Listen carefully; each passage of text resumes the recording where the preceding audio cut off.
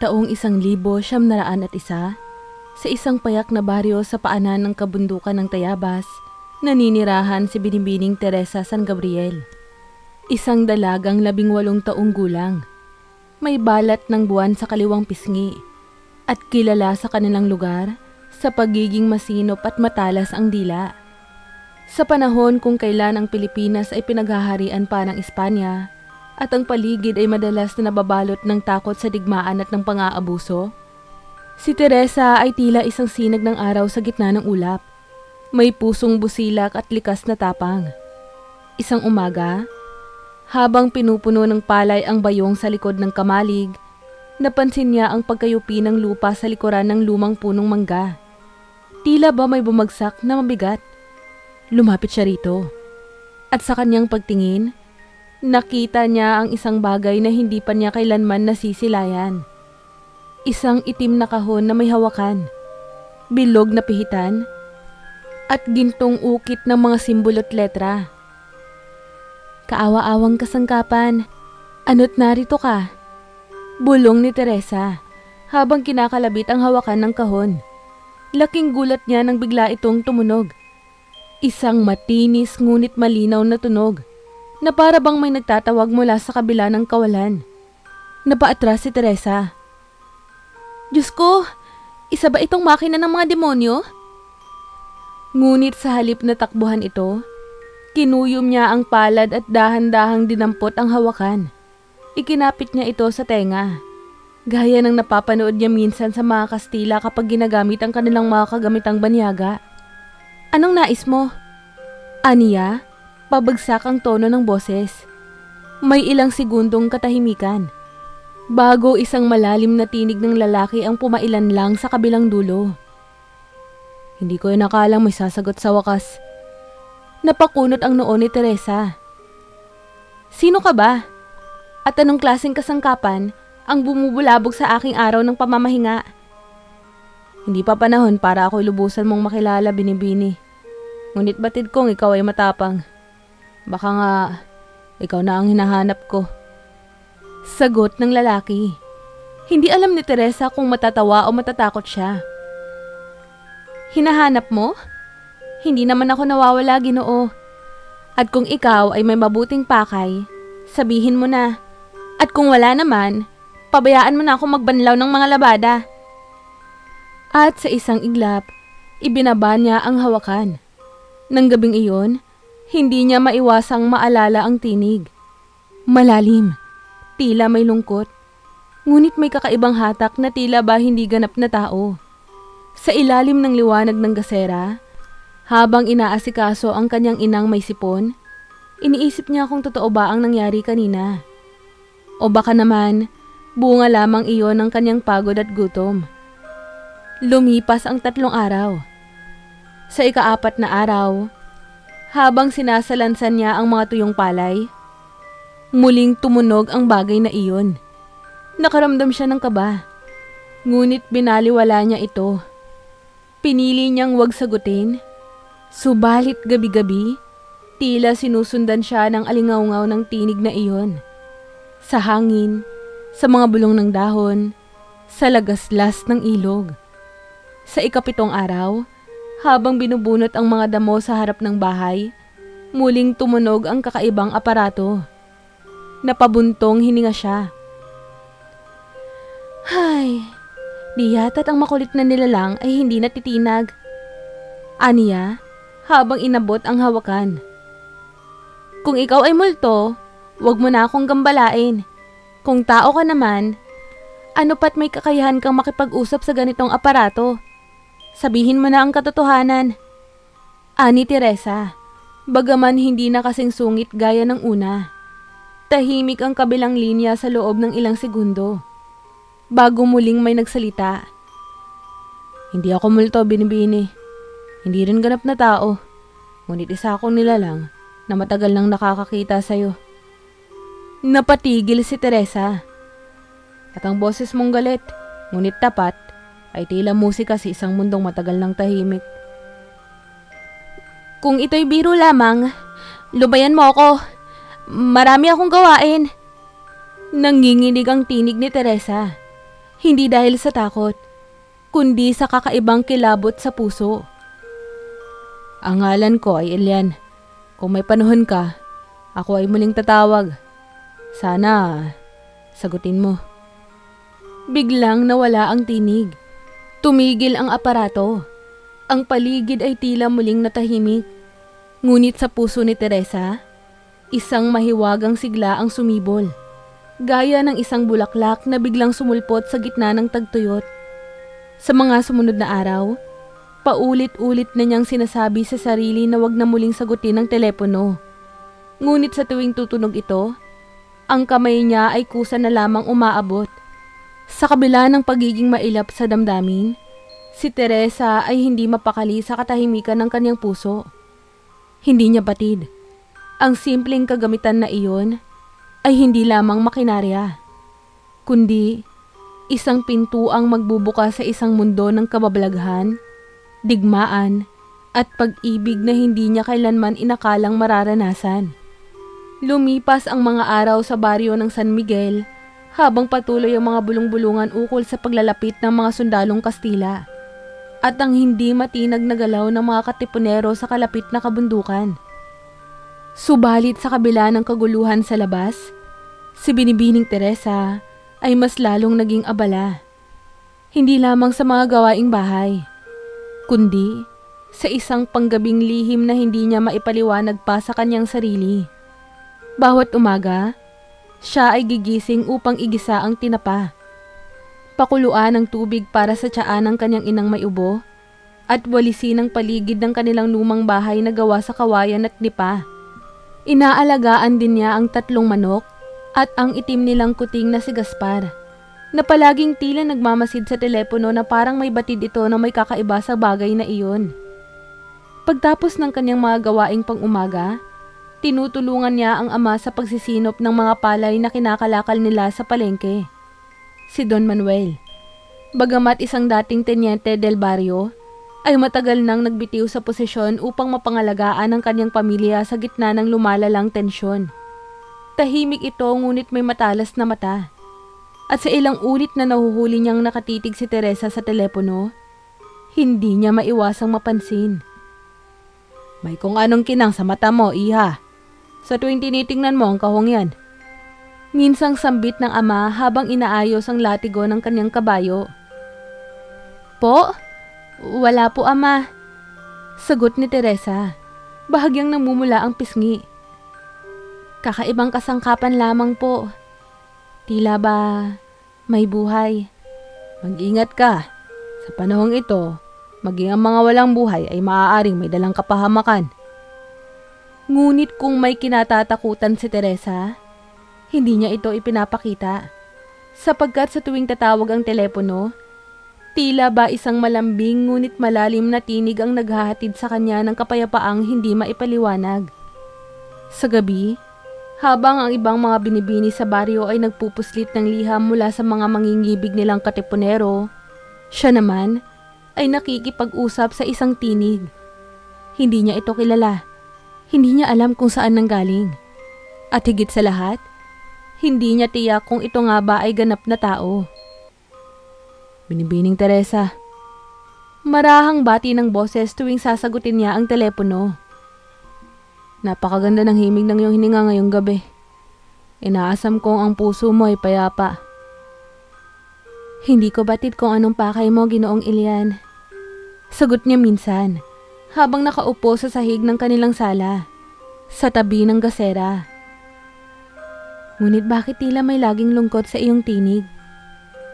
Marahil sapagkat patagal na akong nakakulong sa pagitan ng dalawang mundo. At ikaw, Binibini, tila ikaw lamang ang nakakaabot sa akin. Hindi na siya sumagot, ngunit sa kanyang puso, may bumubukal. Isang damdaming hindi niya maipaliwanag. Isang pagsilip ng pag-unawa sa isang nilalang na piniling maging lihim sa lahat, maliban sa kanya.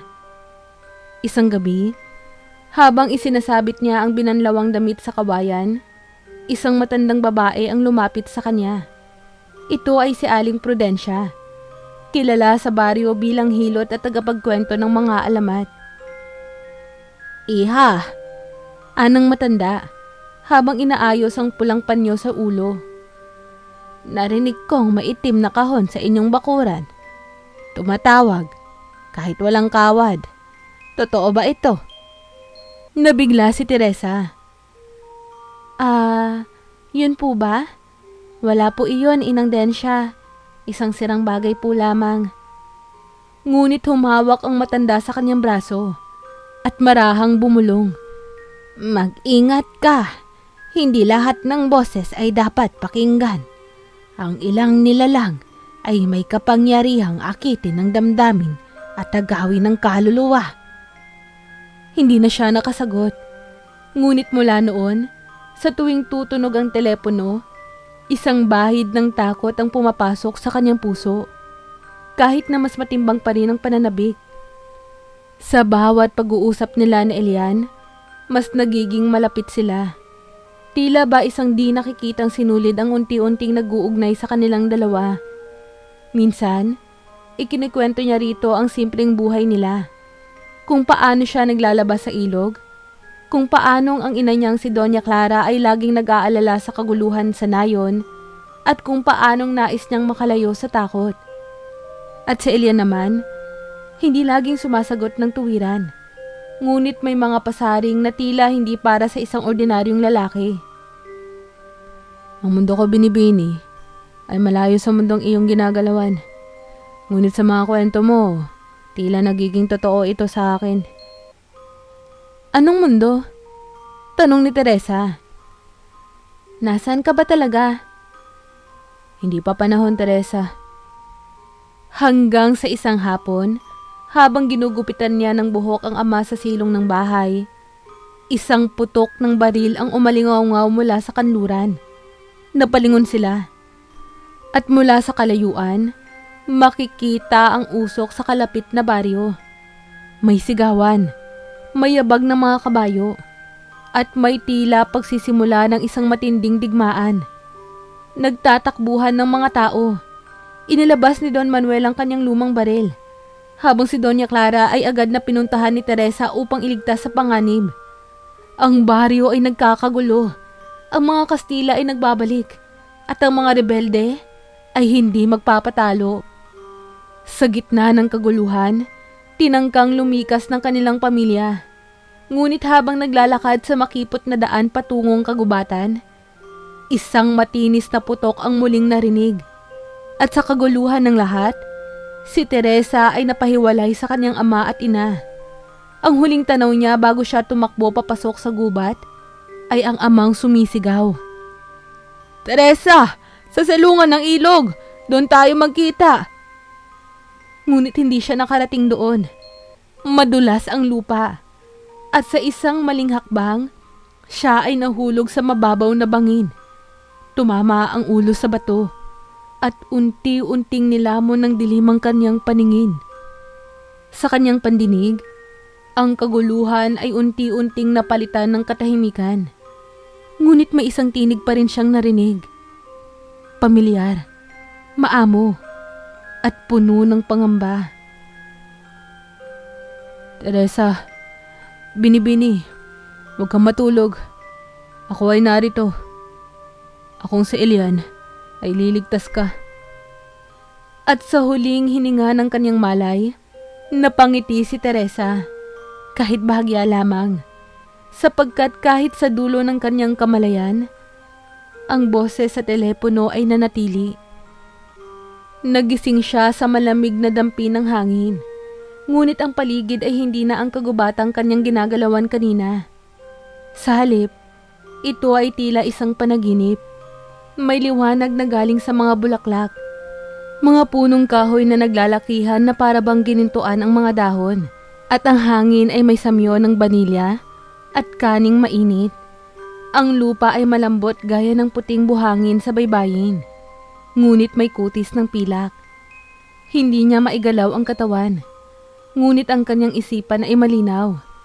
Sinubukan niyang igalaw ang mga daliri. At doon niya napansin na siya ay may sugat sa braso, bahagyang punit ang saya, at may pilat sa sentido. Ina, Ama, Mahinang usal ni Teresa. Subalit ang narinig niyang tugon ay hindi boses ng kanyang magulang, kundi isang tinig na matagal nang nananahan sa kanyang pandinig. Binibining Teresa. Dahan-dahan siyang lumingon at sa gilid ng malaking punong naglalabas ng liwanag, nakita niya ang isang lalaking nakasuot ng makapal na itim at pilak na balabal. May koronang tila hinubog sa buwan at mga matang abot ang lalim ng gabi. Si Elian. Hindi ka namin hinayaang mawala. Mahinang sabi ng lalaki. Ngunit muntik ka nang kunin ng gabi kung hindi ka nasagip. Nanatili siyang nakatitig sa binata. Tila binabalot ng panaginip. Ikaw. Lumapit si Elian. Iniabot ang kamay ngunit hindi agad hinawakan si Teresa. Sa halip, iniyuko nito ang ulo na tila ba may paggalang. Matagal na kitang pinagmamasdan. Mula sa kabilang dako. Isa kang nilalang na may liwanag. Hindi ka nabibilanggo sa takot. At kahit masungit ka sa simula, ngumiti siya ng bahagya. Ikaw pa rin ang tanging tinig na nakaabot sa akin.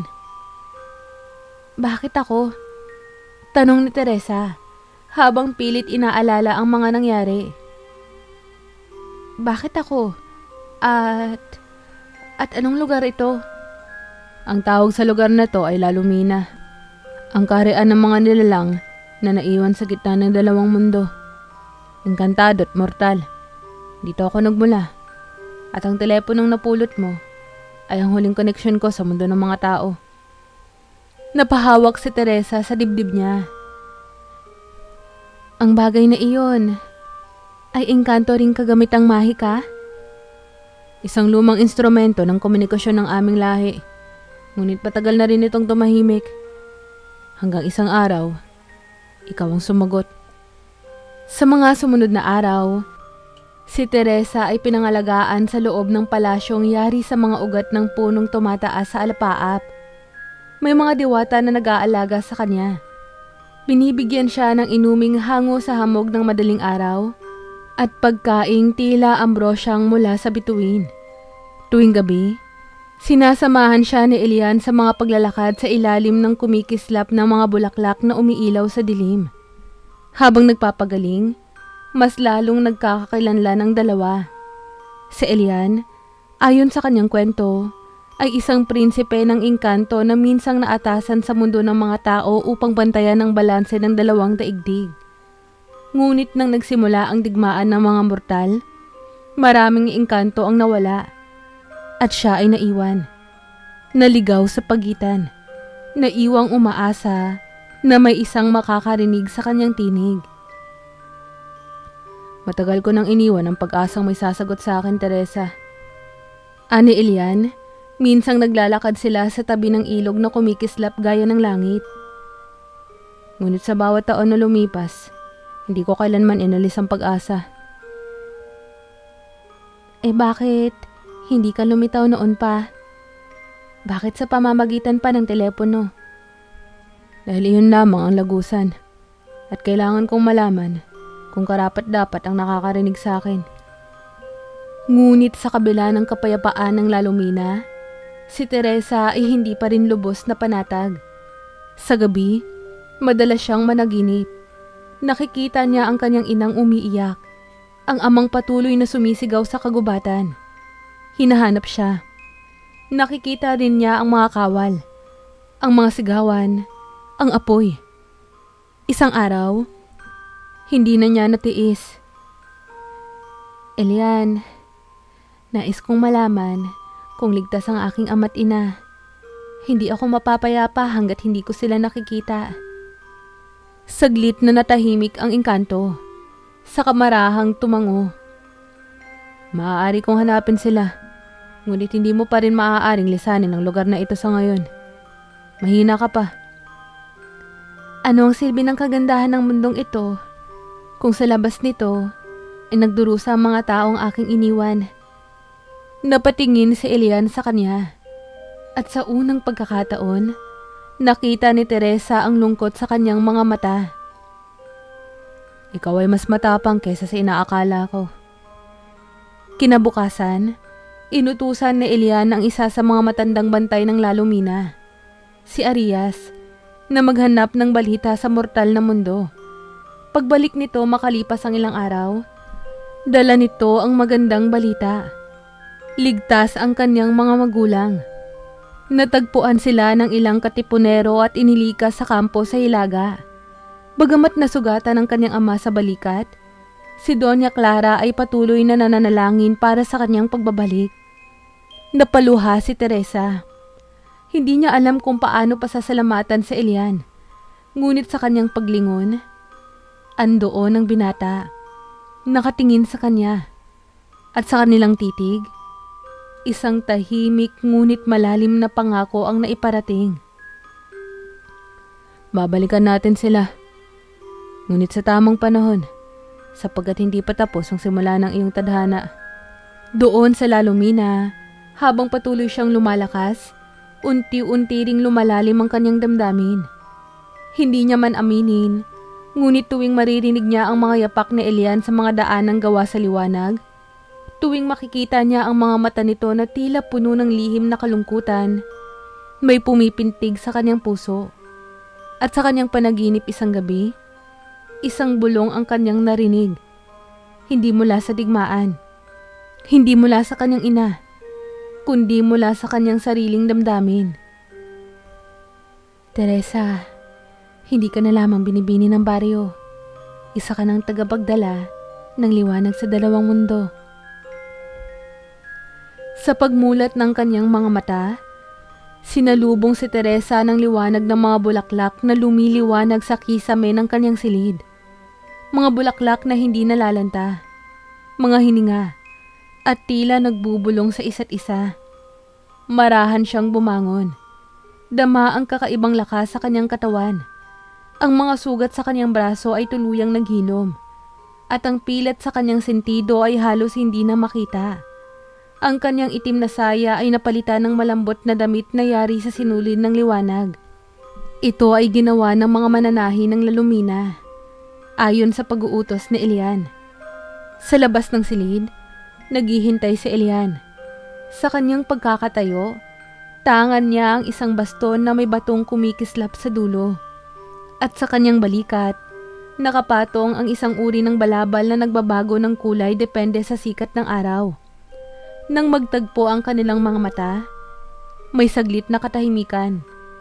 Hindi dahil sa pag-aalangan, kundi dahil masyado ng maraming hindi nagbibigkas na damdamin.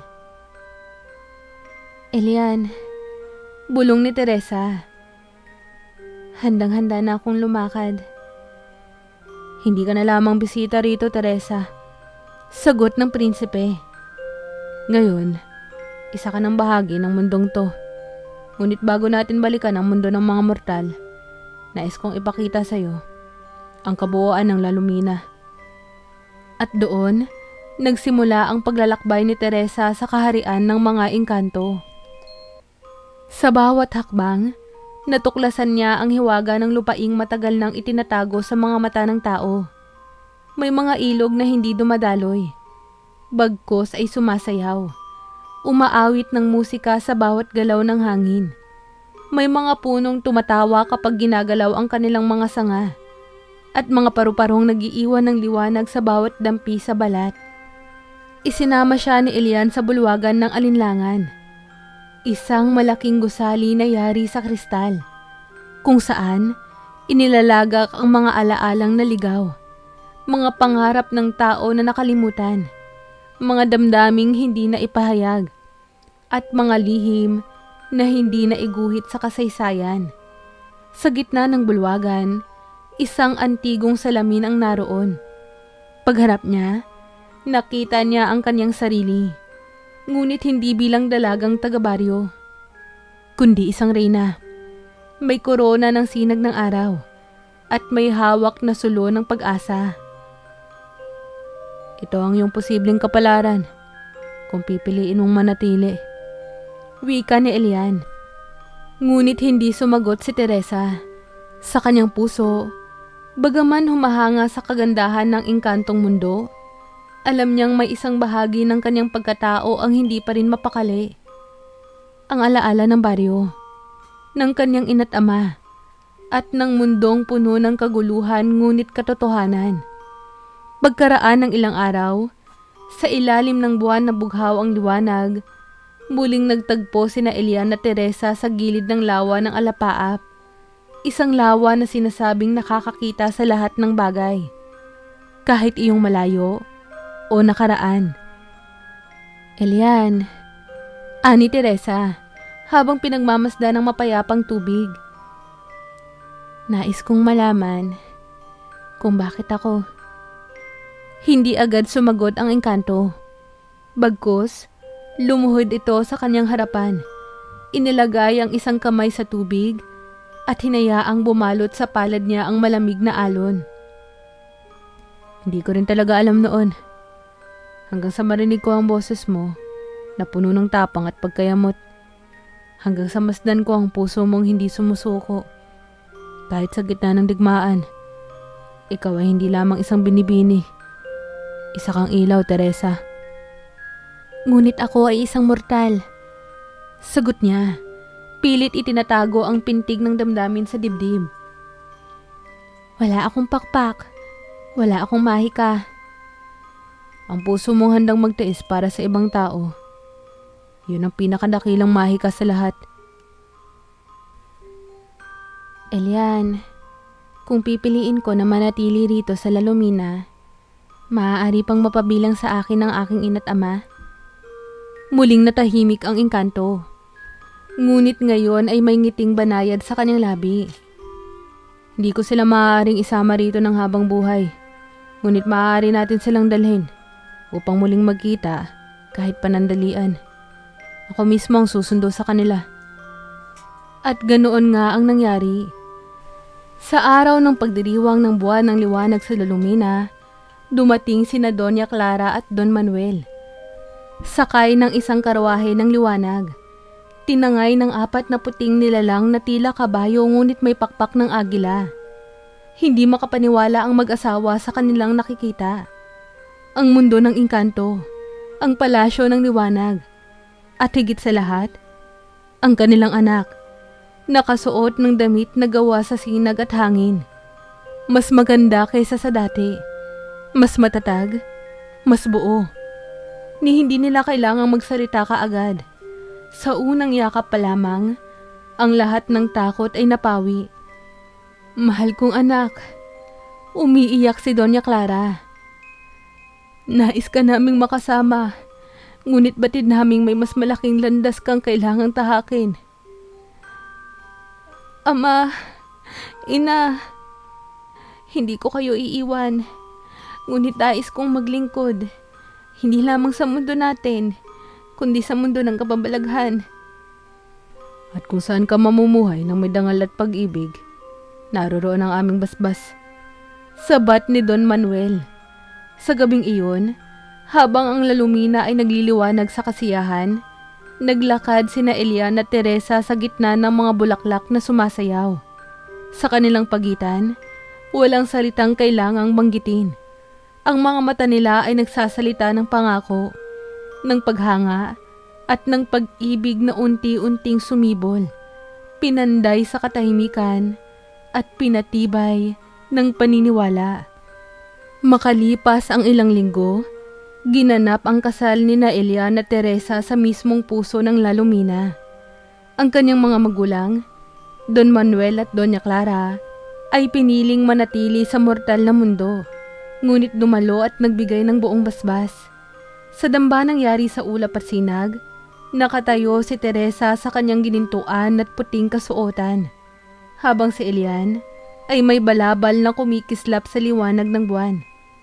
Dumalo ang mga engkanto, diwata, at maging ang ilang mortal na pinayagang makapasok sa mahiwagang daigdig bilang saksi. Sa kanilang panunumpa, walang pananalitang maririnig, kundi ang mga tibok ng puso nilang sabay na galaw. At sa pagtatapos ng seremonya, isang matandang diwata ang lumapit at bumulong kay Teresa. Ikaw na ngayon ang magiging bantay ng hangganan, ang tagapangalaga ng ugnayan ng tao at engkanto. At sa bawat sulok ng La Lumina, isusulat ang iyong pangalan bilang unang mortal na inibig ng isang prinsipe at naging reyna ng 2 mundo.